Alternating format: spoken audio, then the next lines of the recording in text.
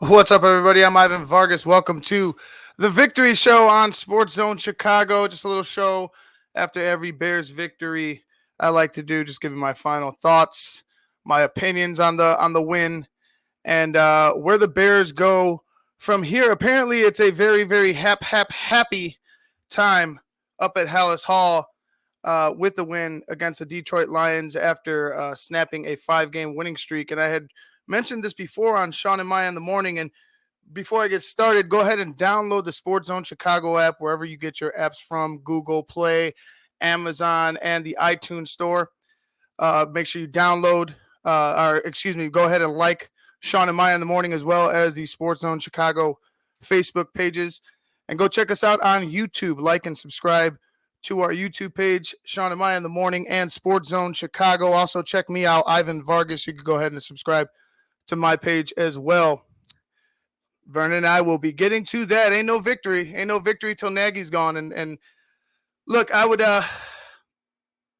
say you were wrong if you were wrong, but you ain't wrong about that, Vernon. And to be honest with you, like I said, they're gonna spin it again once more, that they're on the right path, that they're close, that this 5-game winning streak was just a blip on the radar, and we're going to figure it all out. We've solved problems that have been plaguing this team for over 3 years, and it's just not the case. And I have a little bit of what Matt Nagy was talking about in his press conference right after the game on Thursday, and I also have a little bit of what he said on Friday, talking about how the team rallied around him and such, and just a spin doctor-ish type of moves in order to get, in order to pull the wool over the fan base's eyes. And it doesn't work anymore. It doesn't work anymore. Your team failed to score 20 points yet again on Thursday, and Detroit fought, like I had said that they were going to fight, but they're still Detroit. Detroited themselves. Like, look how many penalties the Detroit Lions had, self-imploding drives that were promising, self-imploding drives that were in Bears territory. So, it's a victory, but it's not very, I'm not very happy about it. It's nothing to really be truly proud. It's almost as if, man, by the skin of their teeth again, it's almost as if, really, like, that's the best you can do against Detroit on Thanksgiving Day, when your head coach is threatening to be fired by sources unknown. He talked about, and like I said, I'm going to play. He mentions how the team rallied. He mentions how the guys felt in the locker room, and how he spoke with them, and how George spoke to the team and stuff like that. And, in a matter of 4 days after an ugly loss to a hobbled Baltimore Ravens team, and I mean hobbled, you'll hear Matt Nagy, and like I said, I'm going to play the audio. You'll hear Matt Nagy try to spin this 5-game losing streak as a positive with this win against Detroit. And you don't see it. I don't see it. Don't fall for the BS. It's another spin move by the Chicago Bears, another spin move by Matt Nagy, trying to sell you on just sell you on him, just trying to survive yet another year, maybe get to 500. Maybe they scrape themselves up, scrape their way, to 500. Let's go ahead and take a look at the remaining games. You got the Cardinals this week, and then I believe you have the Green Bay Packers. Then you have the Minnesota Vikings. See, this is where the schedule gets a little, favorable for the Chicago Bears, although you have to play the Vikings twice, and they're a very tough team. But you know how divisional games go. Both teams know each other. Maybe you get a split here. What you need is a sweep of the Minnesota Vikings, or else there's no playoffs, in my mind at least, on the horizon for you. But you have opportunities at Seattle to beat Seattle. You have an opportunity against the New York Giants at home to beat them. Are they going to try to sell it again? If they find a way to beat Minnesota at home after Green Bay, because I'm in my eyes, they lose to Arizona next week, they lose to Green Bay the week after. Maybe they beat Minnesota at home with the weather, the shitty field, lack of speed for the Vikings. The pass rush for the Bears is really good. Robert Quinn, 3.5 sacks last week against the Lions. The guy's been everywhere. He's been a monster. The Bears are one of the top pass rushing defenses in the league. But also, on the flip side, Minnesota is that as well. Minnesota is one of the top pass rushing defenses in the league. So you have two defenses. Well, I wouldn't say two. I think the Vikings defense is better than the Bears overall. But you have two pass rushes that could get to the quarterback. You have, you have an opportunity against Minnesota at home to maybe steal a victory. I'll say that. Maybe it's cold, maybe it's sloppy, maybe you steal a victory. So let's say they run off three, right? Vikings, Seahawks, Giants. Let's say they run off three in a row. They got to go up to Minneapolis at the end of the season to face the Vikings and possibly save their season if all goes well. If all goes well, and I mean you have other teams that need to lose. You have the Niners that need to lose. You have the Vikings still need to lose for you. It's not just you. You have the Vikings that need to lose as well. There's other factors that need to come into play in order to save this man's job, in order to save this team's playoffs hopes, and I just don't see it. I don't see it. Let's go ahead and play some of this tape, and I'll be stopping it periodically to go ahead and chime in because you have to stay. It's almost as if, and my wife was laughing at me because I'm over here listening to it, trying to get things ready, trying to pick out what I want to hear, pick out some substance throughout all the crapola that he's been giving us. So here's some stuff that I found. I'll be stopping it periodically, giving you my opinion on it. Here we go. Does this win feel more like relief or is it joy? No, it's just joy. You know what I mean? It's for us. This is the biggest part for me, and I'm not built this way about being selfish. This is about the team. This is selfless for them. You know, those guys are the ones out there practicing every single day, trying to fight like hell to get a win. It's hard. You don't get half losses and half wins in this league. You either win or you lose. You know what I mean? We had two close ones the last 2 weeks. It's a big difference if you win those. We didn't, but we won today. So you can't take that away from those guys. You know, so there's a joy in that.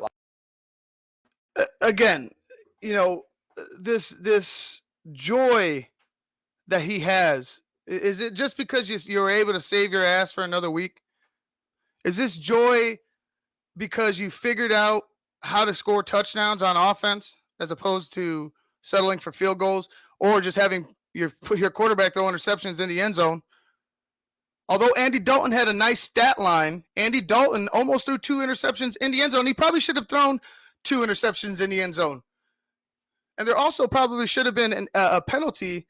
I believe it was on Jesse James or whoever was on defense after that second pass was thrown into the end zone. Almost got picked off by the cornerback, but I believe whoever the receiver was grabbed the helmet of the cornerback and just kind of shoved them down.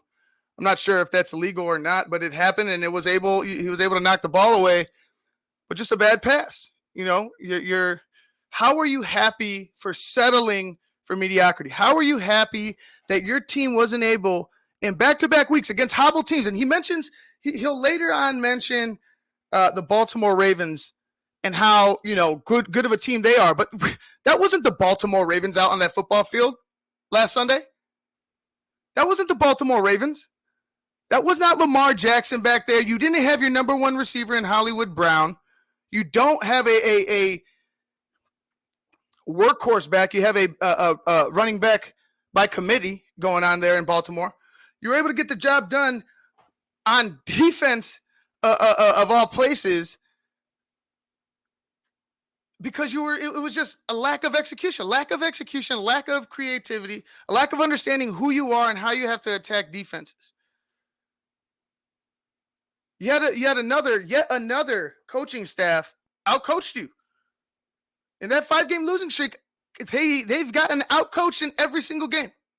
Every single game, including the ones they had the lead in. If you look at Detroit, you know, I don't think Dan Campbell is at fault here. It's a bad team. They've made mistakes. He made a mistake clearly yesterday with that bad timeout. But if you look at how they played this team, in it throughout. They were in it throughout. And even when they made mistakes, they made up for it. That fumble, that effort play, which you got to tip your cap to Travis Gibson. That effort play on the Robert Quinn sack to go ahead and punch out that football on Jared Goff and pick it up himself. That was huge momentum swing. Huge momentum swing. And what happened? What happened after that? You passed it 4 fucking times. You were successful on one of them, a big play to Cole Kmet, but you passed it 4 fucking times pretty much in the red zone.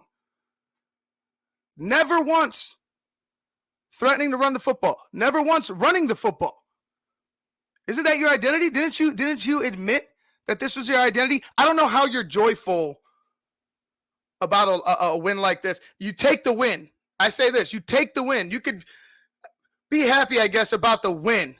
But don't be joyful. Don't go jumping for the sky because you went ahead and escaped Detroit.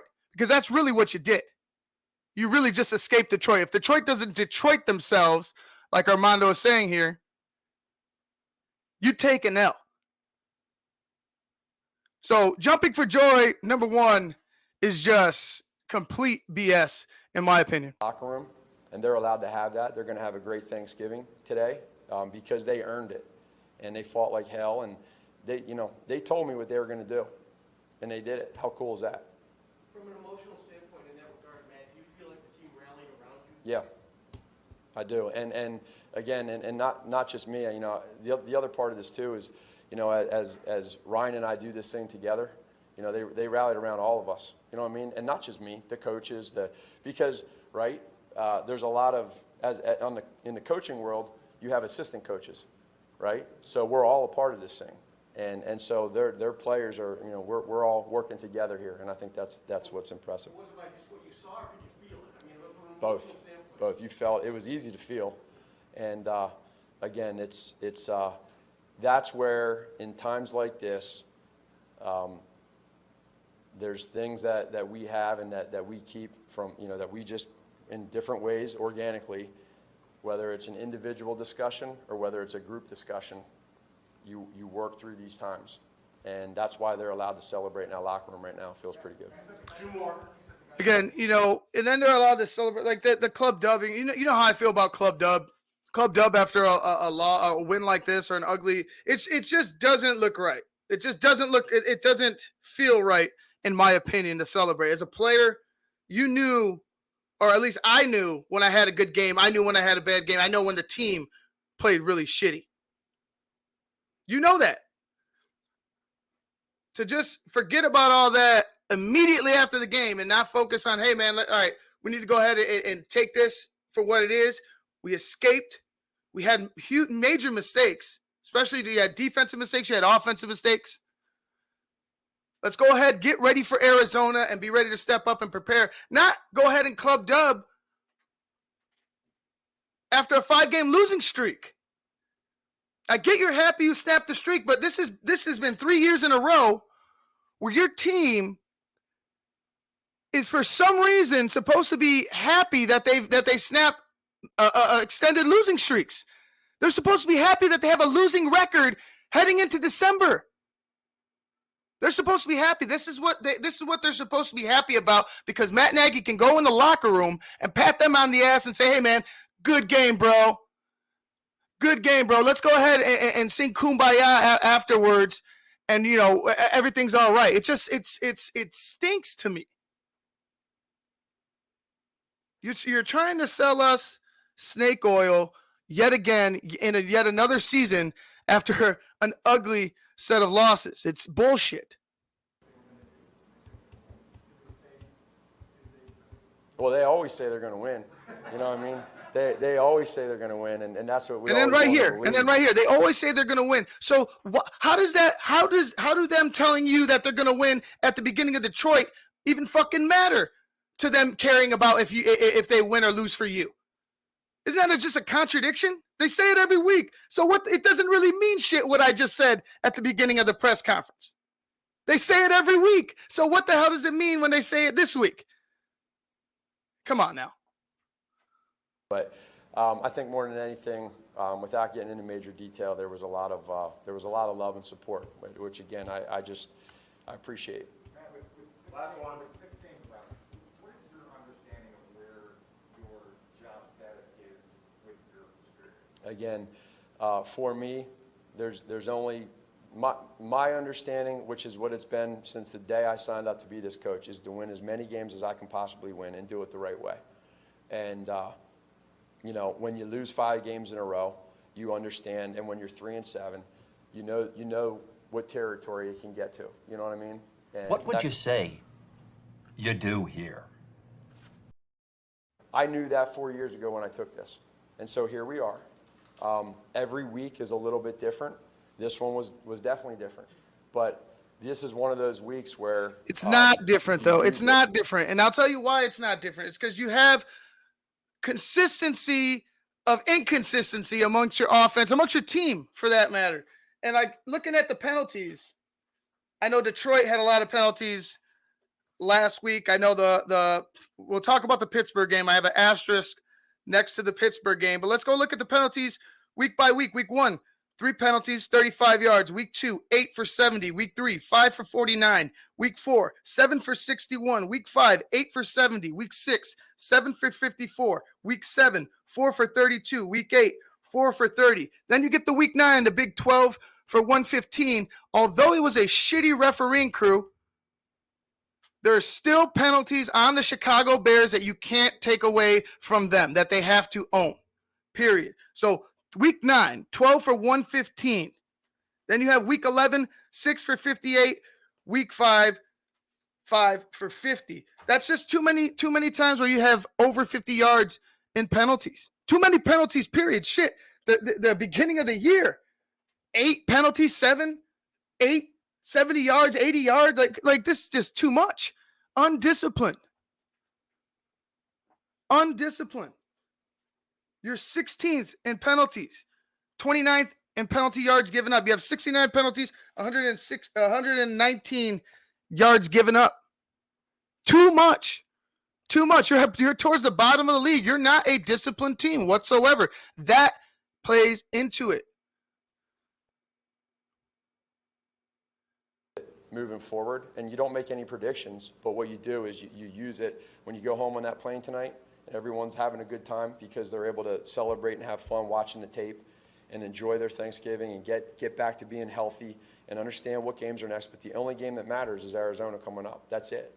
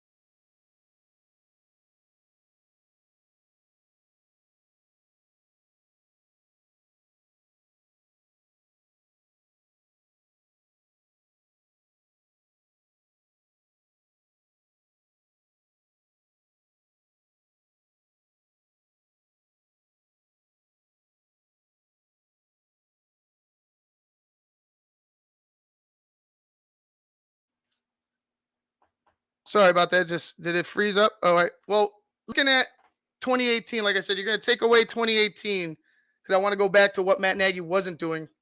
Take away 2018, and I'm going to read off 2018. You have 23 games where you're plus 20 points. Where your offense are your team. I didn't go ahead and take the offensive touchdowns and defensive touchdowns. I really just took away 2018 because I don't remember many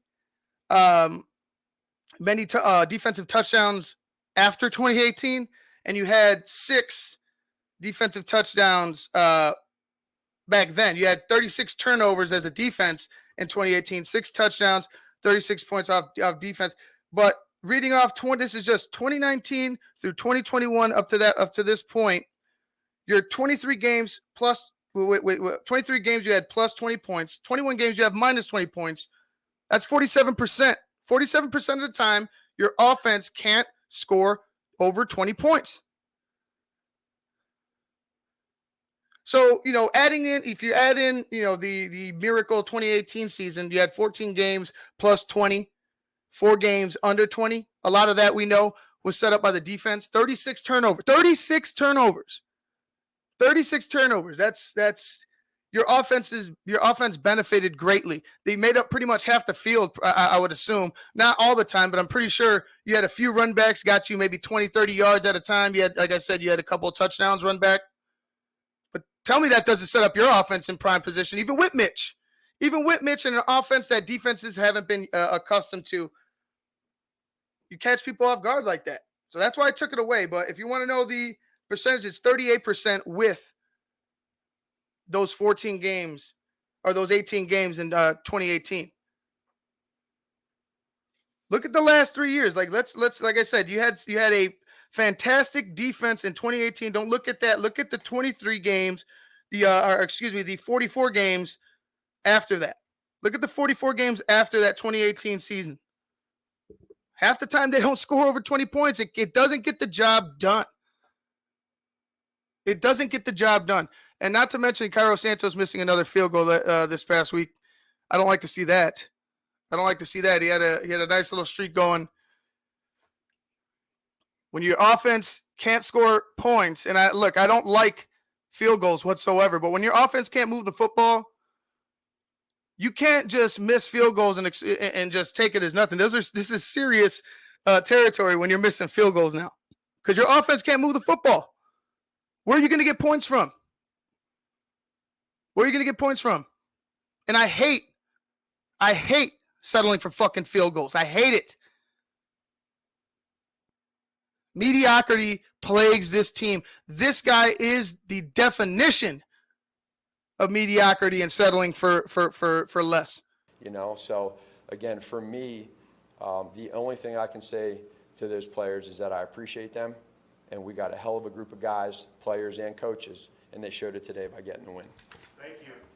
Since you've been here and even before that with Ryan. This is the Friday. This is real quick. This is Friday. Like I said, I got a couple of minutes. We're going to talk about these clips, these couple of questions, because I just feel we hear Matt Nagy and we hear him talk about nothing half the time. Sometimes he says something, but majority of the time you have to listen to him to hear his contradictions, to hear his bullshit. You have to really comb through it to hear his contradictions. So that's why I'm playing it right now.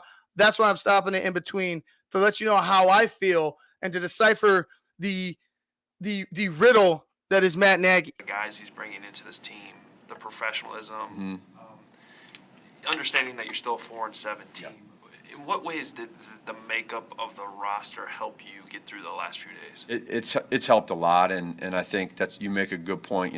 Ryan and I, as you construct this roster and as you work together to make decisions, that part is it's key. And some people say, well, you talk about the culture and it doesn't matter, it doesn't help you win, but it does certainly help in times like what we've gone through, and not just this year, but anytime you lose in general.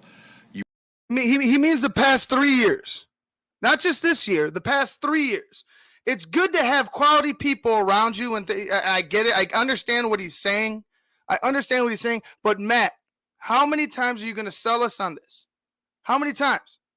You want people that are going to support each other, and I think it's safe to say the last several days have been a higher level of distractions. And so when you have people that trust each other and believe in one another, it starts with the relationship that Ryan and I have, and then what we've done. Now, you want to have that, but you also want to have great players too, and that's where we feel like we have that. And yesterday showed that to who they are as players, and that's why it made us proud for that. And again, to win 4-7, and how we did, it doesn't matter. We want to get the win, and to be able to break that 5-game losing streak. Pretty good Ravens team, pretty good. No, man. This is what I was talking about. He goes, pretty good Ravens team, pretty good Pittsburgh team. You had issues with your play calling. You had issues with with penalties that you didn't address. You wanted to go ahead and just be the good soldier, toe the line, and not speak up. You know, it's something to say when you want to go ahead and say it's a great Ravens. No, it's a great Ravens coaching staff that was on that sideline. The team was in shambles.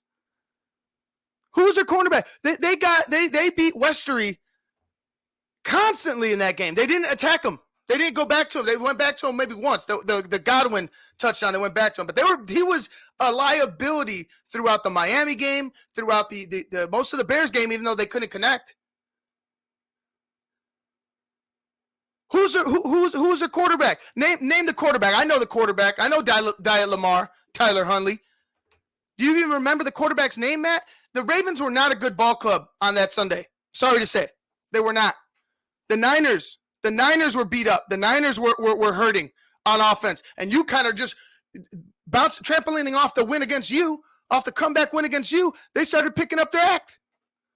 Pittsburgh escapes. You don't speak up for your team. You don't. It's the same type of BS he keeps regurgitating week in and week out, trying to convince you that everything's all right. There's the building isn't burning down. No, I'm not being fired. None of that is real. None of that is true. We just let it slide off our shoulders and keep on trucking. You know, you got guys like Jalen Johnson saying that they're done with the rah-rah speeches. I just feel like you're still rah-rahing the shit. Rah-rahing, if that's what you want to say to it. But it's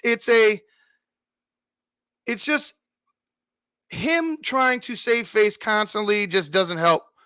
Just tell the truth. Your team is a bad team. We need to go ahead and really focus on Arizona, or else we're going to get beat badly. Arizona's a really good football team. Arizona could put up 50 points against this Bears team. I believe it. They got the defense to do it. They got the pass rush to do it. They got guys in that secondary that could create turnovers. Arizona could whoop their ass. I don't know what we're doing. Still looking back at, man, those are great tries against the Baltimore Ravens and the Pittsburgh Steelers. Those are great tries, really close games. Stop settling for this shit. 7-3. It took a 66-yard field goal to win the game, and Minnesota, same thing, and Pittsburgh in overtime, and Cleveland by 3. So that Detroit team is I know they haven't won, but they fight hard, and they made it very difficult. And on the day, the ground game wasn't as effective as it's been. As effective as it was the last time you played the Lions. What did you see on the tape that told you there was a problem there? Yeah, I thought out there practicing every single day. Shit. People that. Sorry about that. For context, and I want to go back to that running game question. David Montgomery, up to that point where they got the fumble, he had 5 carries. Khalil Herbert had 1 carry. So 6 carries altogether as a team rushing for the Chicago Bears. And I'm sorry, I don't know where that question Hub asked was. But they didn't run the ball in the first half whatsoever. He says that it was Detroit's scheme. They planned for that defensively and that they had to combat it with the passing game, and I understand that, but Coach, there's situations where you need to run the football, particularly in the red zone when you have the momentum. You have a bull in David Montgomery who's good going down. Get him going downhill. You're in the big turnover, huge momentum swing in the game. You want to pass it 4 times in a row. They were ready for it. They end up with an interception in the end zone. You come up with no points, leaving more points on the football field. So, he didn't run the football with David Montgomery until later on in the game. And even then, I feel like it was just somewhat of a explosion, a cluster of carries just to give him carries. It was just giving him carries just to say you gave him carries and get up past 15 carries as a team. There weren't significant carries. There weren't significant rushes. He had big running gains in the game. I think the longest was like maybe 12. But you didn't really commit to it. You went away from your identity that you claim to have found against Detroit. So you're telling me a defense that just got off the field wouldn't be exhausted? Wouldn't be pissed off having to go ahead and get David Montgomery slammed in their mouth every single time? Pause. It is what it is, man. Like you don't You say one thing and you do another, and it's just I had enough of it. Let's be real about it. We've done now. You want to have that, but you also want to have great players too, and that's where we feel like we have that. And yesterday showed that to who they are as players. Be able to break that 5-game losing streak, pretty good. And Cleveland by 3. So that Detroit team is I know they haven't won, but they fight. They fight hard, and the running question by Hub is coming up. And on the day, the ground game wasn't as effective as it's been, nearly as effective as it was the last time you played the Lions. What'd you see on the tape that told you there was a problem there? Yeah, I thought I agree with you on that, and I think that there were some things that they did early on where they were going to try to take away the run game and stuff. You know, still be able to try to play cover 2 on the back end and still add some guys. Still no excuse for under 10 carries as a team. Not just 10 carries to David Montgomery. No excuse for under 10 carries as a football team, as a running football team, like you so admittedly said, right? And I think it's more reluctantly said because he was caught with egg on his face yet again. When you see how well the running running the rock works, you had Khalil Herbert picking up where David Montgomery left off for a few weeks in the season. Now you get David back, and it's like you don't know what the fuck to do with him again. Frustrating. And create a 7-man box and try to stuff the run that way. And I thought we did a good job of counterattacking that through the pass game. You know, we were able to get that going and get some chunks. You saw the 2-play drive for a touchdown pass for however many yards that was. And but you got to still stay honest and stay persistent with the run. And so we had some. I think we had one 12-yard run. Other than that, we didn't have many more. We had 7 or 8 explosive. Because you stopped going to it. You stopped going to it. You went. You had a big couple gains with the run in the first drive, in your first drive, and then you stopped fucking going to it. 6 carries isn't continuing to go to it. 4 in a row. Like I said, 4 in a row. When you're in the red zone, end up with an interception in the end zone. Come on now. Don't try to bullshit us. Don't tell us this. This is what Matt Nagy's saying is just to appease fans and say that, hey, oh yeah, we tried to do it. Detroit just had some fantastic game plan where they were going to just stop the run consistently, even though they're giving up over 120 yards a game. Stop. Admit it. You gave up on it. You saw the big chunk yardage through the air. Your eyes got big, and that's what you wanted to attack. That's how you wanted to do it. You didn't want to give the ball to David Montgomery today. You wanted to pass the ball 500 times to save your fucking job. And even though you didn't do that, even though it was only 300, and Andy Dalton, like I said, nice stat line from Andy, but you only had 16 points to show for it. What the fuck does 300 yards mean when you only put up 16 points? What does it mean? The Detroit Lions were allowing over 120 yards a game at the bottom of the league. Similar to yourself.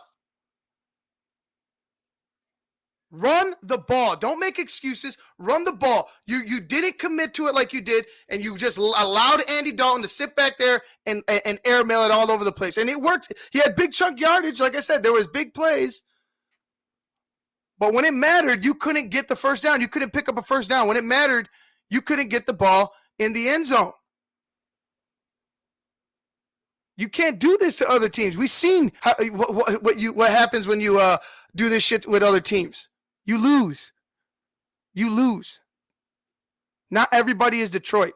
Passes, which was good. It was just one of those days. We would have loved to be able to, maybe get the run game going a little bit more for the averages that we had. But we can't get away from that. We can't. I mean, you got to credit Detroit. They did a good job. Man, we were talking in here the other day. You made a comment, I don't know if it was just a slip, you said running this offense for 10 years. Do you consider this still Andy Reid's offense, or is this your version of Andy Reid's offense? Well, I think it's a great question, but there's concepts within this offense that there's a lot of concepts within this offense in the pass game that is a part of that. And when you say, Coach Reid's offense, probably if you'd ask them from the years that I have not been there, their offense has changed a lot too.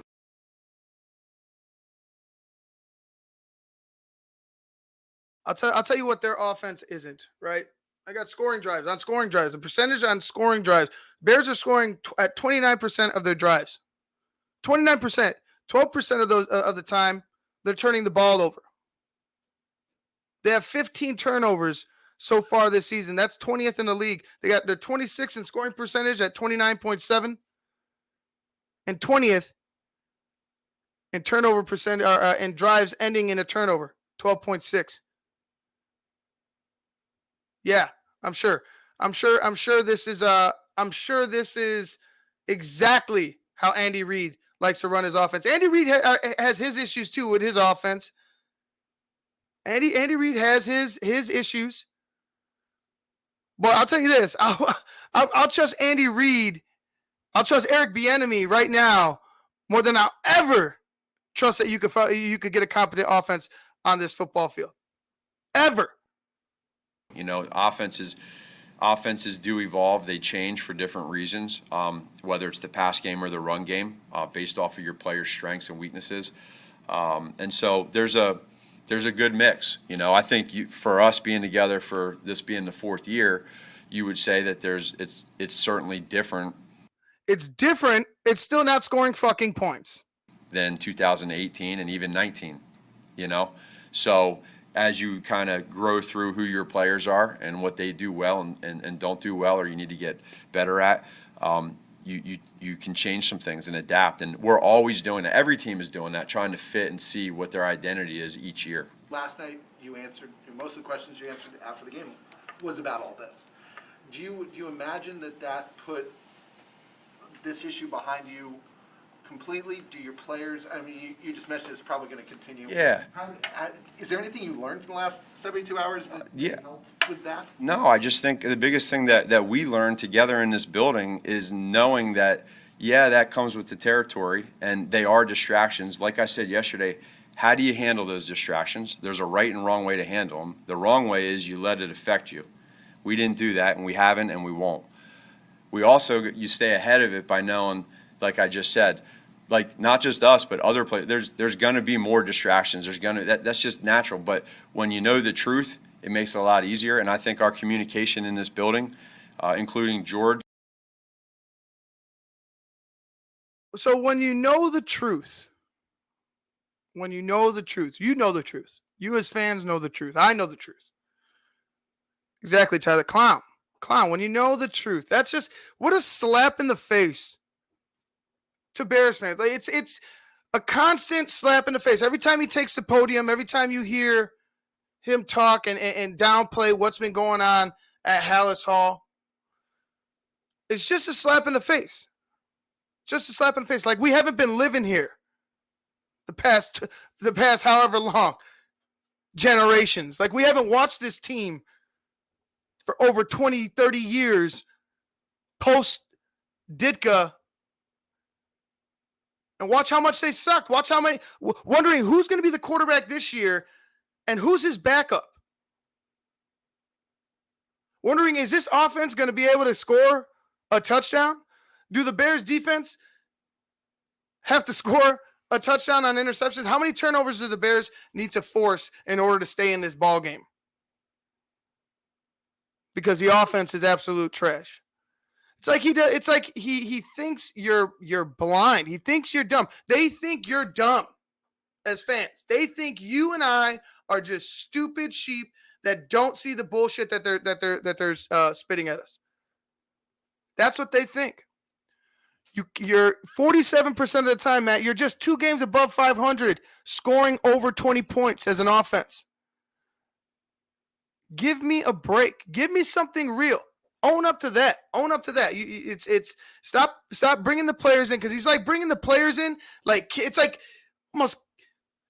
bringing up the kids, right? It's like you're using the kids as protection. You're bringing up the players. You're using the kids as protection against the other spouse. That's what you're doing right now. He's bringing up the players and how well the players fought and how good they've been doing, how hard they worked, in order to hurt the fans. Like, oh man, you guys are wrong. The players are giving their hardest. They're playing their hearts out. He's trying to use the players against us. Dirty tricks. I I don't want to continue down this route next season thinking about why we need to give him another chance. If they're not going to fire him in season, it looks like they're not. Clear as day, it looks like they're not. Why give him another chance? Like I said, you have to go out and beat Minnesota twice. You got to go out and beat Seattle at Seattle. You got the Giants at home. So you have an opportunity after, I want to say, like I said, after Arizona and Green Bay, because I don't think you're getting out of those. First of all, you're not escaping Soldier Field with a win against Arizona, and I don't think you're going to go up to Green Bay and upset them. Vikings at home, maybe. Vikings at home, maybe. You're familiar with Kirk Cousins. You have a good pass rush, maybe. But they could just run the football on you and beat you with play action over the top with Justin Jefferson. Then what the hell are you going to do? Because your defense can't get off the football field as well. And I know the defense is not Matt Nagy's MO. That's on Sean Desai's end. But you're the head coach. It all falls on you. So your defense now, the defense that you leaned on so heavily, is now in shambles. You got young cornerbacks, and maybe just the talent is lacking at those positions as well. Getting constantly beat. You got Arizona that could just air it out on you. You got Green Bay. Devontae's waiting, chopping at the bit to get back at you guys again. Seattle, you got DK and Tyler Lockett. You got receivers coming up that are going to hurt you on defense. How are you going to save them? How are you going to save your defense? How is your offense, Matt Nagy, going to save your defense when it comes down to these next couple weeks? How is your offense going to put up enough points in order to keep your defense fresh enough to compete against these guys? You've seen in the past now 4 weeks now, how the secondary is giving up big play after big play. Right out the gate, Artie Burns, burnt, toasted, scorched. Right out the gate. So it's a lot. There's a lot of blame to go around. Matt Nagy's offense, it's the ineffectiveness affects the team so much more than just not being able to score points. Now your team can't stop anybody. Your team's exhausted. Your team's there is truth to them. There is some truth to what was going on last week. There's got to be. There just is because you've heard guys this year, last year, you've heard guys that have left the team speak out against Matt Nagy, speak out against what's going on over there, vent their frustrations finally. You got guys over there finally saying something like, don't come out like it's hard to go ahead and sell something again. It's hard to sell something again to a fan base that already is calling for your head.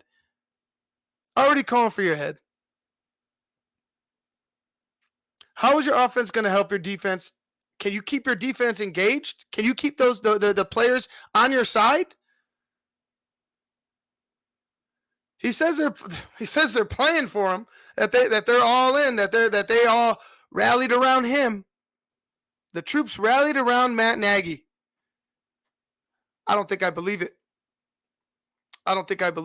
You're going into Arizona. Arizona is they're really good. Really good football team in Arizona. They are 9-2 under Cliff Kingsbury. And if you look at Cliff Kingsbury, was he not? Let's see. Yeah, this is his first or second go around. This is his first coaching gig in Arizona. Cliff Kingsbury is doing with an offense, with his offense, what you want to do with your offense. Okay, 3 years with Arizona. Excuse me, 3 years. 5-10, 8-8. You knew where Arizona was. They didn't have a good team whatsoever. Now he's got his Now he's got his team at 9-2. Now you got a guy who came in a year after you, that your team has to prepare for, who I think is going to outcoach you. Everybody else has. Everybody else but Dan Campbell has outcoached you, and I like Dan Campbell. At least Dan Campbell makes me believe his players want to play for him. At least I believe and I've seen Dan Campbell's players fight to the end for his team. I've seen that. You witnessed it on Thursday. Mistakes, they've mistake ridden, but they had their shot and they were in that ball game the entire way. So you almost got coached by Dan Campbell. You're getting out coached by guys that weren't even head coaches when you started now. Like, and yet we haven't played the game. They haven't played the game. But when you look at this season, you look at last season, Bears finished 8. Well, where did the Bears finish? 8-8? 8-8. Arizona was 8-8. Now Arizona's 9-2, and you're 4-7, telling your fan base that a losing streak is a positive again. That the guys were not discouraged by losing 5 games in a row the way that they did. I'm tired of it. I'm tired of it. You're tired of it. I'm looking at Arizona as a loss, guys. I'm sorry to say it. I know we haven't gotten to it yet, but I'm looking at it as a loss. I'm looking at the rest of the season. Let's see, 2 more losses. Let's say they beat Seattle and the New York Giants. I think they're going to lose twice to the Vikings. I'm sorry to say that. I just don't see this team beating Mike Zimmer. And again, another game where you're looking across the sidelines at a coach and you're like, man, we're going to get out coached again. Here it comes again. Here comes the paddle again, because we're going to get our asses whooped coaching wise. Here it comes again. I maybe Seattle, maybe the New York Giants. After that, I don't see a lot more wins on this on the slate for the Chicago Bears. They got the win. Are you happy? Ask yourself, are you happy?